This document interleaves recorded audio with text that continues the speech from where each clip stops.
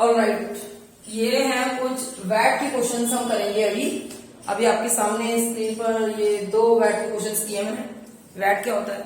तो पहले वैट हुआ करता था, तो हम अगर ये कहें कि भाई हमारे को बिल बना के दो, पक्का बिल बना के दो, तो दुकानदार आपको एक बिल बना के देता है और उस पर वो लगाता है आपकी जीएसटी, जो आजकल चल रही है।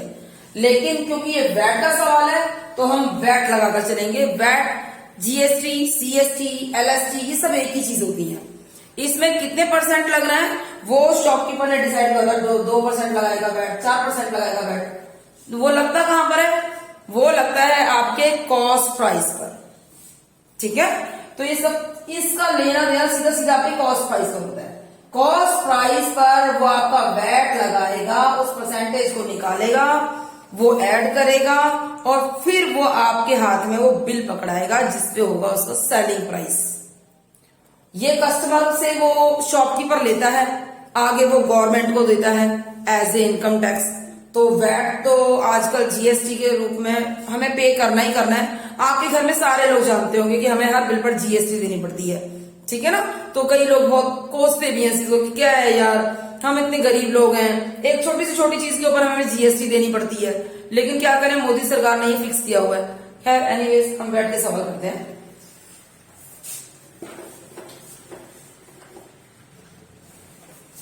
ऑलराइट, तो रेहाना जो है वो परचेज करती है अ ड्रेस ऑफ ₹5400 इंक्लूडिंग 8% वैट। क्योंकि रेहाना ने शॉपकीपर से ये कहा होगा कि मुझे एक प्रॉपर बिल चाहिए, तो उसने फिर उसके ऊपर, क्योंकि वो बिल गवर्नमेंट को उसको अपनी सारी बिल बुक को जो है दिखाना पड़ता है, तो उसपे वो पक्के बिल पर वैट लगाएगी ही लगाएगी, क्योंकि गवर्नमेंट उससे इनकम टैक्स वसूल करेगी उस शॉपकीपर से। तो वो वैट जो है रेहाना को भी देना पड़ेगा, है ना? तो उसने ड्रेस खरीदी, परचेज करी है उसने ड्रेस 5400 की, जिस पर की वैट लगा है। Find the price of the dress before VAT was added. Add करने से पहले ड्रेस को उस पर कितने परसेंट आपका वैट लगाया गया था? फाइंड द प्राइस, प्राइस बताना है यहाँ पर ऑफ द ड्रेस का। ठीक है, तो ये उसकी ड्रेस की रही होगी एसपी। ठीक है, तो एसपी है 5400। अब वो कह रहा है find the price of the dress before adding the VAT. मैंने आपको बताया था कि इसके ऊपर हमारा वैट ऑलरेडी उसने लगाया हुआ है।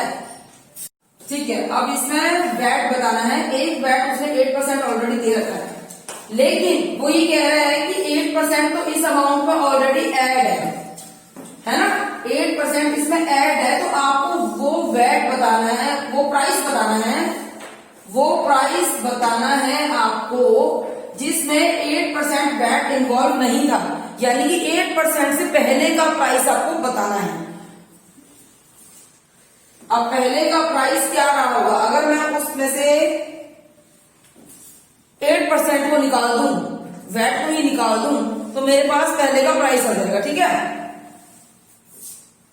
तो हम वो कह रहे हैं find the price of the dress before VAT was added. तो हम एज्यूम कर लेते हैं लेट द वैट, इसको एक्स मान लेते हैं। अब ये एक्स कितने परसेंट लगाया गया है? हम यहां पर इस एक्स हमने वैट को ही क्यों माना? हमने सीबी क्यों नहीं मानी वैट एक्स, है ना? हमने इसलिए नहीं मानी क्योंकि यहां पर ये ऑलरेडी 8% वैट का इस सवाल में क्वेश्चन कर रहा है। तो वो 8% हमको इसमें दिखाना है कि आखिर वो सीबी पर कितने परसेंट लगा था। दैट्स वाई, तो लेट द वैट एक्स, और इस पर हमने लगाया जो हमारा जो वैट का जो टैक्स लगाया है, ये जो टैक्स लगाया है हमारा वैट का, ये लगाया है 8%। अगर मैं कहूं कि एक्स का 8%,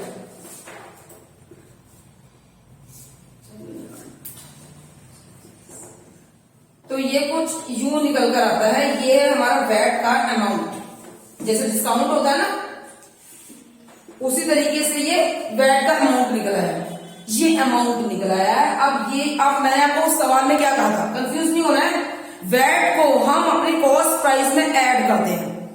ठीक है, हम अपने कॉस्ट प्राइस में उसको ऐड करेंगे, उसके बाद वो सेलिंग प्राइस में कन्वर्ट होगा।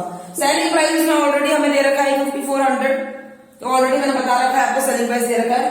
अब वैट इन्वॉल्व होना है, तो हम वैट किसमें इन्वॉल्व करेंगे, हमारी सीपी में, जो कि हमारे पास नहीं है। तो हम सीपी को भी एक्स मान के चलते हैं, क्योंकि ऐड तो उसी में होगा ना वैट। ये सीपी हो गई। अब हमारा ये वैट अमाउंट हो गया, यहां पर हम लिख सकते हैं, यहां भी सीपी हम निकाल रहे हैं। तो एक्स का मैं प्लस कर देती हूँ 2x बाय 25 ठीक है। पहले मैंने वैट को एक्स माना, क्योंकि मेरे पास एक्स इसलिए माना क्योंकि मेरे पास अमाउंट नहीं है। आखिर वैट कितने अमाउंट का लगाया होगा, खाली परसेंटेज बताइए। तो परसेंटेज को मैंने अमाउंट में कन्वर्ट करने के लिए उसे एक्स माना, और फाइनली उसका मैंने ये अमाउंट निकाल लिया। ये अमाउंट है वैट का। उसी तरीके से आप, क्योंकि वो वैट सीपी में ऐड होता है, सीपी में नहीं है, तो मैंने सीपी मानी। आप सीपी को एक्स मान लिया, तो ऐसा करते हैं कि वैट के अमाउंट को सीपी के अमाउंट में ऐड कर देते हैं। इसमें 1 लगाते हैं, ये 25 आ जाता है, इसका एलसीएम 25x प्लस 2x, ये बन जाता है हमारा 27x बाई 25। ये क्या निकला, ये हमारी सीपी निकल गई। सीपी निकलती है 27x बाई 25। अब याद ये रहे कि ये x जो है ये वैट है इसके साथ में, ठीक है। क्योंकि उसने बताया कि find the price of the dress before the VAT was added, तो हमें वो प्राइस निकालना है। ये एक्स वो प्राइस है हमारे वैट लगाने से पहले का, और ऑलरेडी उसने हमें एक सेलिंग प्राइस भी दे रखा है, ठीक है, जो कि हमारे एसपी है। तो वो एसपी कितना है 5400, और ये हमारा निकल आता है, हमारा कॉस्ट प्राइस जो निकलता है ये निकलता है 27 बाय 25x। अब ये सवाल मैं यहां कन्वर्ट कर देती हूं, मैं सीपी को इधर ही रहने देती हूं, सीपी को मैं यही रहने देती हूं, और ये जो 5400 रुपीज है इसके पास मैं इस वाले x को लेके जाऊंगी 25 बाय 27। ये क्या था, ये हमने अपना सीपी के साथ जो हमारा वैट को ऐड करके ये हमने निकाला था प्राइस। ये हमारा प्रॉपर एक प्राइस निकलने वाला है, जो कि वैट 8% लगाने से पहले उस ड्रेस का था, वो हम प्राइस निकाल रहे हैं। उसे सीपी भी कर सकते हैं, कि वो सीपी भी तो हो सकती है, वैट लगा के सेलिंग प्राइस निकला है, ठीक है। ये सेलिंग प्राइस में ऑलरेडी दे रखा था। अब हम कॉस्ट कटिंग करते हैं। 27 के टेबल में 54 आता है, तो हमने बताया था 2 to the 4 और किसे हो जाएगा ये 2 7 the 14 4 1 2 to the 4 और 1 5, यानी कि ये जाता है हमारा 2 पर। 200 ये हो गया, 25 से हम करेंगे तो 2 0 की 2 0, 25 to the 50। अब ये कहें कि वो 5000 की ड्रेस थी, उस पर 8% वैट लगाया, और उसके बाद बन जाती है हमारी एसपी 5400। इसको क्रॉस चेक करके देखते हैं। 5000 के ऊपर अगर मैं 8% वैट लगा देती हूं, तो वैट कितना निकलता है, पहले से परसेंटेज निकालते हैं। 0 8 5 4400 रुपीज। अब 5000 के ऊपर मैंने 400 ऐड कर दिया, जो कि मेरा वैट का अमाउंट निकला था। 8% निकालने के बाद 5400, जो कि मेरी सेलिंग प्राइस ऑलरेडी सवाल में बता रहा है। ये हमारा क्रॉस चेक करके भी हमने वही अमाउंट निकाल दिया। वैट को हमेशा हम अपनी सीपी में ऐड करते हैं, ठीक है। वो नॉर्मली कस्टमर देता है, आपको खैर इन सब चीजों की सोचने की जरूरत नहीं है, बस ये समझ लो सवाल के तौर पर कि सीपी के अंदर वैट ऐड किया जाएगा, उसके बाद हमारी एसपी निकलती है। एसपी ऑलरेडी दे रखी है, तो उसको हम एक साइड में करके सीपी में वो ऐड करेंगे। वैट परसेंटेज दे रखी थी, हमें अमाउंट चाहिए था, दैट वाई हमने उसके अमाउंट को एक्स मान करके परसेंटेज को अमाउंट में कन्वर्ट करके फिर सीपी को एक्स मान के उसमें ऐड किया था। क्लियर है? अगले सवाल पे चलते हैं।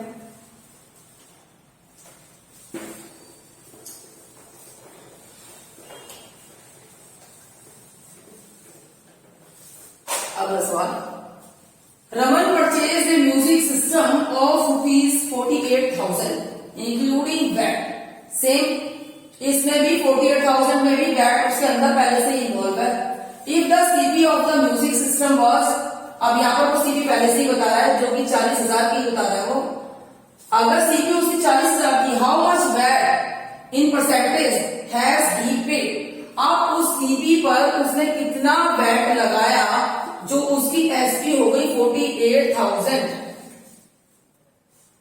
यहां पर भी हमें वैट निकालना है, तो ऐसा करते हैं, हम वैट को एक्स मान लेते हैं।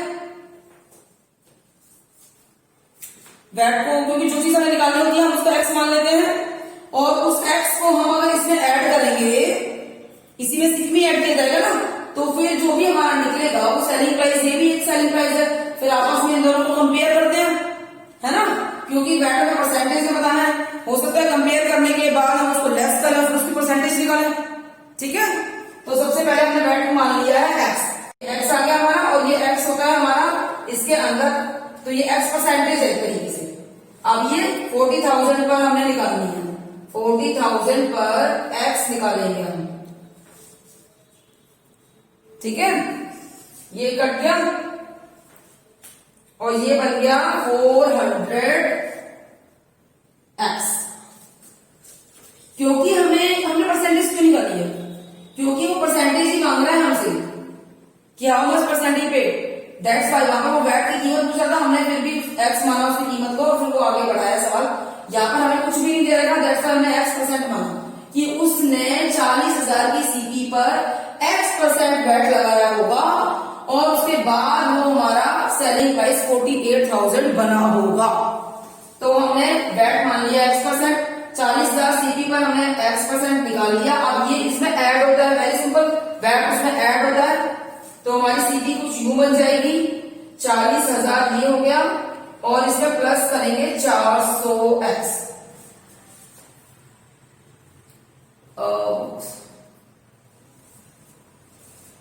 400x, ये x इसमें प्लस नहीं होगा क्योंकि ये x इसके साथ अटैच है, ये मल्टीप्लीकेशन नहीं है जो इनटू हो गया और ये x में हो गया। ये अलग डिजिट है, ये अलग वेरिएबल है, ये अलग वेरिएबल है, ठीक है। ये दोनों आपस में ऐड नहीं होंगे, ये एज इट इज लिखे जाएंगे क्योंकि बोथ आर डिफरेंट। 2 को a में प्लस नहीं करते हैं, 2 प्लस a ही लिखा जाएगा। हाँ, a और a को प्लस कर सकते हैं तो वो 2a बन जाएगा। ये आपके अलजेब्रा है जो हम आगे बताएंगे, ठीक है। लेकिन आप इन दोनों को प्लस नहीं कर सकते, अलजेब्रा का ये बेसिक रूल होता है। जब हम इससे अगले साइज अलजेब्रा करेंगे तो उसमें क्लियर करेंगे कि किसी डिजिट को किसी वेरिएबल में हम ऐड नहीं कर सकते, उनको इसी तरीके से ही लिखना होता है जब तक कि उनका प्रॉपर सॉल्यूशन, प्रॉपर मतलब क्रॉस ना हो जाए, ठीक है। इसको हम ऐसे ही सीखेंगे। ये हमारा सीपी आता है, और ये अब हमारे इसमें ऐड होने के बाद ये हमारा एक तरीके से ये एसपी बन गया, ये सेलिंग प्राइस हो गया क्योंकि इसमें वैट लग गया ना। सीपी में अगर हम वैट लगा दोगे तो सेलिंग प्राइस ही हो गया। ये हमारा एक नया सेलिंग प्राइस निकल आया, सेलिंग प्राइस उसने ऑलरेडी दे रखा है, ये हमारा 48,000 दे रखा है, और यहाँ पर हमारा ये जो निकल रहा है ये निकल रहा है 40,000 और 40,000 प्लस 400 और एक्स पता है ना क्या था, एक्स वैट था, वैट परसेंटेज थी एक्स। तो ऐसा करते हैं 48,000 इधर है, इन सवालों में यही तो होता है, ये डिजिट उधर चली जाएगी, ठीक है। अब ये 40 कहां जाएगा, चलो 40 को अगर 400 को यही रखें इक्वल टू के बाद, ये एक्स भी तो है साथ में ना, ठीक है। 400 इसके नीचे आ गया, ठीक है। तो अब ये यहाँ पर कुछ यूं बचा, एक्स इधर रह जाता है और इसे हम सॉल्व करते हैं। 48 में से अगर मैं 40,000 को लेस कर दूं तो यहाँ बचता है सीधा सीधा 8,000 और नीचे आ जाता है 400, 2 0 से 2 कट होकर के ये आ जाता है 20। अब हम एक्स परसेंटेज तो मांग रहे थे, तो वो हो गई हमारी 20%। अब इस सवाल को ध्यान से पढ़ो। Raman purchase in music system 48,000 का इंक्लूडिंग वैट, अगर वो वैट 20% था तो in the CP was the music system 40%, 40,000, तो उस पर 20% का वैट। अगर मैं किसी क्रॉस चेक करने लगूं, मैं आपका क्रॉस चेक क्यों कर रही हूँ वैट के सवाल, ताकि आपके दिमाग में सेट और सेट हो जाए। 40,000 की सीपी पर अगर मैंने 20% वैट लगा दिया है तो 20 बजे 100, 5 8 का 40 और 8,000 का वैट लगा दिया मैंने। वैट कितने का लगाया मैंने, 8,000 का, उसके म्यूजिक सिस्टम पर सीपी के अकॉर्डिंग, उसने सीपी दे रखी उसके अकॉर्डिंग।